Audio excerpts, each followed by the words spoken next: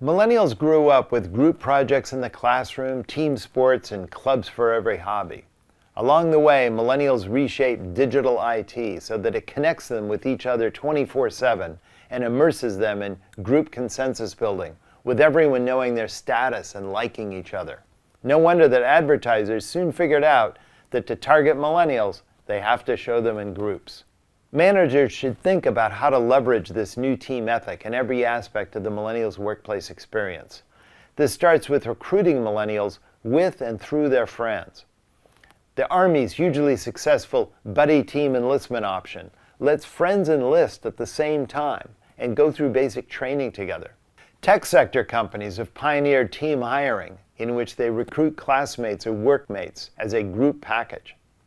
A Facebook widget called Work With Me lets employees post links about their workplace and earn rewards if their network produces a new hire. Once millennials arrive in the workplace, managers should offer immersive orientations, often a week at a camp or retreat, as part of the onboarding process. Groups of millennials hired at the same time will appreciate the opportunity to form tight peer bonds with their cohort.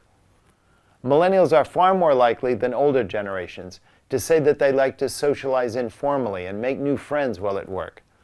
Millennials are also less likely than older generations to want to keep their private life separate from other workers. When boomers were young, they didn't want anyone at work to pry into their lives. Today, it's still boomers, not millennials, who are the most concerned about privacy in the workplace. In every aspect of their work, make sure millennials know that they are expected to help their peers and that their peers will be expected to help them. Young boomers and Xers often saw their coworkers as competitors. Employers used this dog-eat-dog attitude for their advantage, and back then, young people didn't seem to mind. Millennials are less comfortable with this survivor-style individualism. They want to be part of one big team so that they can win together. They like group rewards for good work, and sometimes even group compensation programs, so long as they are fairly administered. Employers should also realize that employees who help one another are also employees who are connected to one another. Many managers try to suppress young employees' texts, tweets, and chats as a pointless distraction.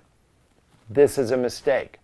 Smart managers understand that digital traffic feeds and nourishes the millennials' collaborative work style.